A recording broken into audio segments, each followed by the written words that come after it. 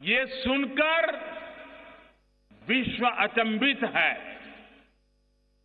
लेकिन मेरे लिए किसी भी आंकड़े, किसी भी प्रशंसा, किसी भी सम्मान से बड़ा संतोष तब होता है जब मैं बच्चियों को बिना किसी चिंता के स्कूल जाते देखता हूं। मुझे संतोष इस बात का है कि करोड़ों माताएं, बहनें अब एक असहनीय पीड़ा से, अंधेरे के इंतजार से मुक्त हुई है। मुझे संतोष इस बात का है कि उन लाखों मासूमों का जीवन अब बच रहा है जो भीषण बीमारियों की चपेट में आकर हमें छोड़ जाते थे। मुझे संतोष इस बात का है कि स्वच्छता की वजह से गरीब का इलाज पर होने वाला खर्च अब कम हुआ है। मुझे संतोष इस बात का है कि इस अभियान ने ग्रामीण इलाकों, आदिवासी अंचलों में लोगों को रोजगार के नए अवसर दिए। बहनों को भी, पहले हमारे यहां शब्द हुआ करता था राजमिस्त्री, बहनों को भी रानी मिस्त्री बनाकर काम करने के मौके दिए। भाइयों और बहनों, स्वच्छ भारत अभियान जीवन रक्षक भी सिद्ध हो रहा है और जीवन स्तर को ऊपर उठाने का काम भी कर रहा है। यूनिसेफ के एक अनुमान के अनुसार बीते 5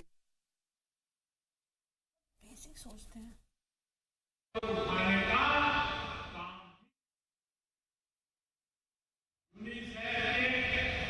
एक अनुमान के अनुसार बीते 5 वर्षों में स्वच्छ भारत से भारत की अर्थव्यवस्था पर 20 लाख करोड़ रुपए से अधिक का सकारात्मक प्रभाव पड़ा। इससे 75 लाख से अधिक रोजगार के अवसर भारत में बने, जिनमें से अधिकतर गांवों के बहन भाइयों को मिले। इतना ही नहीं, इससे बच्चों की शिक्षा के स्तर पर, हमारी प्रोडक्टिविटी पर, उद्यमशीलता पर सकारात्मक असर पड़ा। इससे देश में बेटियों और बहनों की सुरक्षा और सशक्त असर पड़ा। इससे देश में बेटियों और बहनों की सुरक्षा और सशक्तिकरण की स्थिति में अद्भुत बदलाव आया। गांव, गरीब और महिलाओं के स्वावलंबन और सशक्तिकरण को प्रोत्साहित करने वाला वो काफी है क्या? इसका जवाब सीधा और स्पष्ट है। आज जो हमने हासिल किया है वो सिर्फ और सिर्फ एक पड़ाव मात्र है, सिर्फ पड़ाव भर है। स्वच्छ भारत के लिए हमारा सफर निरंतर जारी है। अभी हमने शौचालयों का निर्माण किया है। शौचालय के उपयोग की आदत की तरफ लोगों को प्रोत्साहित किया है। अब हमें देश के एक बड़े वर्ग के व्यवहार में आए इस परिवर्तन को स्थायी बनाना है। सरकारें हो, स्थानीय प्रशासन हो, ग्राम पंचायतें हो, हमें सुनिश्चित करना है कि शौचालय का उचित उपयोग हो। जो लोग अब भी इससे छूटे हुए हैं उन्हें भी इस सुविधा से जोड़ना है। भाइयों और बहनों, सरकार ने अभी जो जल जीवन मिशन शुरू किया है, उससे भी इससे मदद मिलने वाली है। अपने घर में, अपने गांव में, अपनी कॉलोनी में वाटर रिचार्ज के लिए, वाटर रिसाइकलिंग के लिए हम जो भी प्रयास कर सकते हैं वो करने चाहिए। अगर हम ये कर पाए तो टॉयलेट के नियमित और स्थायी उपयोग के लिए इससे बहुत मदद मिलेगी। सरकार ने जल जीवन मिशन पर 3.5 लाख करोड़ रुपए खर्च करने का फैसला किया है। 3.5 लाख करोड़ रुपए। लेकिन देशवासियों की सक्रिय भागीदारी के बिना इस विराट कार्य को पूरा करना मुश्किल है। साथियों, स्वच्छता, पर्यावरण सुरक्षा और जीव सुरक्षा, ये तीनों विषय महात्मा गांधी के प्रिय विषय थे। प्लास्टिक इन तीनों के लिए बहुत बड़ा खतरा है। लिहाजा साल 2022 तक देश को सिंगल यूज प्लास्टिक से मुक्त करने का लक्ष्य हमें हासिल करना है। बीते 3 हफ्ते में स्वच्छता ही सेवा के माध्यम से पूरे देश ने इस अभियान को बहुत गति दी है। मुझे बताया गया है कि करीब 20,000 टन प्लास्टिक का कचरा इस दौरान इकट्ठा किया गया है।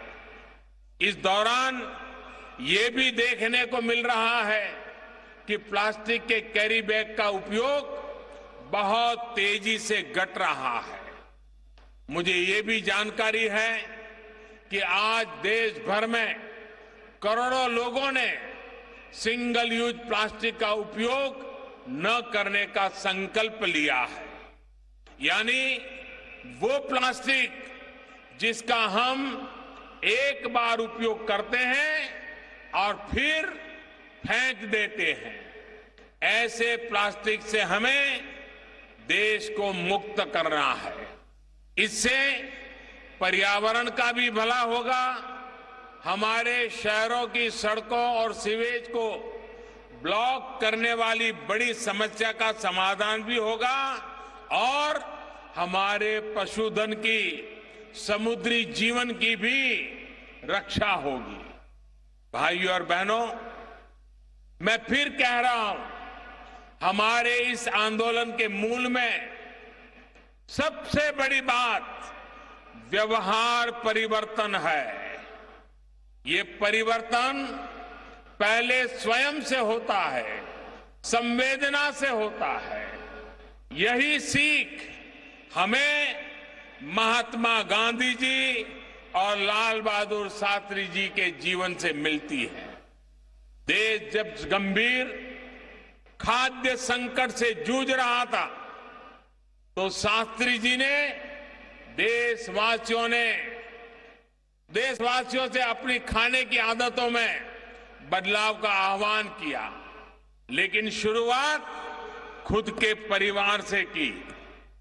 स्वच्छता के इस सफर में भी हमारे लिए यही एकमात्र रास्ता है जिस पर चलते हुए हमें मंजिल तक पहुंचना है। भाइयों और बहनों, आज पूरी दुनिया स्वच्छ भारत अभियान के हमारे इस मॉडल से सीखना चाहती है, उसको अपनाना चाहती है। कुछ दिन पहले ही अमेरिका में जब भारत को ग्लोबल गोलकीपर्स अवार्ड से सम्मानित किया गया तो भारत की कामयाबी से पूरा विश्व परिचित हुआ। मैंने संयुक्त राष्ट्र में भी ये कहा था कि भारत अपने अनुभवों को दूसरे देशों से साझा करने के लिए हमेशा तैयार है। आज नाइजीरिया, इंडोनेशिया और माली सरकार के प्रतिनिधि हमारे बीच में है। भारत को आपके साथ स्वच्छता के लिए, सैनिटेशन के लिए सहयोग करते हुए बहुत खुशी होगी। साथियों, महात्मा गांधी जी ने सत्य, अहिंसा, सत्याग्रह, स्वावलंबन के विचारों से देश को रास्ता दिखाया था। आज हम उसी रास्ते पर चलकर स्वच्छ, स्वस्थ, समृद्ध और सशक्त न्यू इंडिया के निर्माण में लगे हैं। पूज्य बापू स्वच्छता को सर्वोपरि मानते थे। सच्चे साधक के तौर पर देश का ग्रामीण क्षेत्र आज उन्हें स्वच्छ भारत की कार्यांजलि दे रहा है। गांधी जी सेहत को सच्चा धन मानते थे और चाहते थे कि देश का हर नागरिक स्वस्थ हो। हम योग दिवस, Ayushman Bharat, fit India movement के जरिए इस विचार को देश के व्यवहार में लाने का प्रयास कर रहे हैं। गांधी जी वसुधैव कुटुंबकम में विश्वास रखते थे। अब भारत अपनी नई योजनाओं और पर्यावरण के लिए प्रतिबद्धता के माध्यम से दुनिया को कई चुनौतियों से लड़ने में मदद कर रहा है। बापू का सपना आत्मनिर्भर, आत्मविश्वास से भरे भारत का था। आज हम make in India, startup India, stand up India से इन सपनों को साकार करने में लगे हैं। गांधी जी का संकल्प था एक ऐसा भारत जहां हर गांव स्वावलंबी हो। हम राष्ट्रीय ग्राम स्वराज माध्यम से इस संकल्प को सिद्धि की तरफ ले जा रहे हैं। गांधी जी समाज में खड़े आखिरी व्यक्ति के लिए हर फैसला लेने की बात करते थे। हमने आज उज्ज्वला, प्रधानमंत्री आवास योजना, जनधन योजना, सौभाग्य योजना, स्वच्छ भारत जैसी योजना, इन सब से उनके इस मंत्र को व्यवस्था का हिस्सा बना दिया है। पूज्य बापू को उन्होंने तकनीक का इस्तेमाल करते हुए लोगों के जीवन को आसान बनाने की बात की थी। हम Aadhaar, direct benefit transfer, digital India, BHIM app, digi locker के जरिए देशवासियों का जीवन आसान बनाने का प्रयास कर रहे हैं। साथियों, महात्मा गांधी कहा करते थे कि वो भारत का उत्थान इसलिए चाहते हैं ताकि सारी दुनिया उसका लाभ उठा सके। गांधी जी का स्पष्ट मत था कि राष्ट्रवादी हुए बिना अंतर्राष्ट्रीयवादी नहीं हुआ जा सकता। यानी हमें पहली अपनी समस्याओं का समाधान खुद ढूंढना होगा, तब जाकर हम पूरे विश्व को मदद कर सकते हैं। इसी राष्ट्रवाद की भावना को लेकर आज भारत आगे बढ़ रहा है। बापू के सपनों का भारत नया भारत बन रहा है। बापू के सपनों का भारत जो स्वच्छ होगा, पर्यावरण सुरक्षित होगा। बापू के सपनों का भारत जहां हर व्यक्ति स्वस्थ होगा, फिट होगा। बापू के सपनों का भारत जहां हर मां, हर बच्चा पोषित होगा।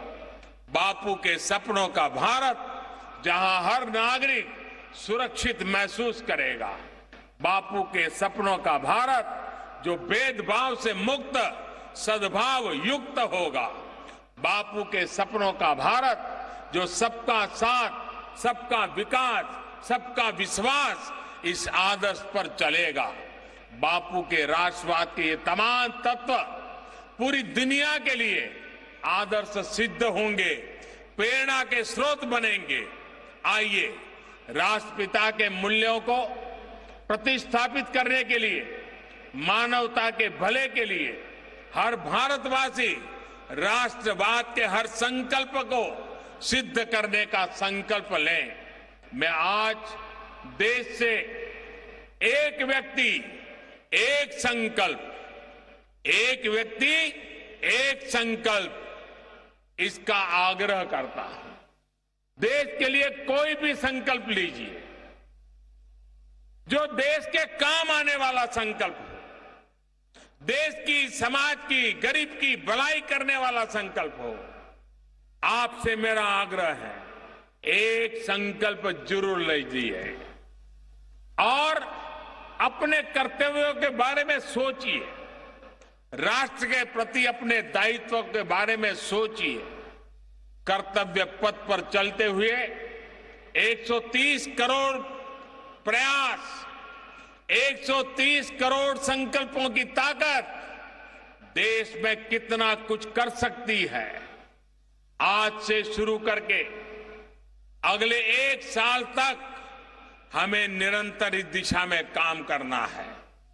1 साल काम किया तो फिर यदि यही हमारे जीवन की दिशा बन जाएगी, यही हमारी जीवन शैली बन जाएगी, यही एक कृतज्ञ राष्ट्र की बापू को सच्ची श्रद्धांजलि होगी।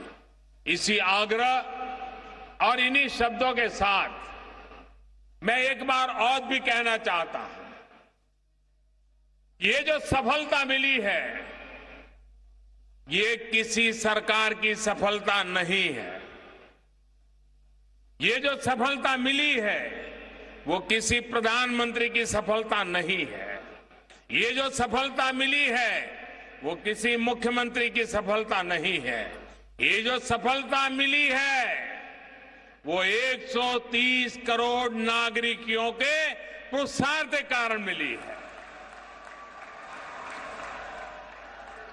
समाज के वरिष्ठ लोगों ने समय समय पर नेतृत्व किया, मार्गदर्शन किया, उसके कारण मिली है।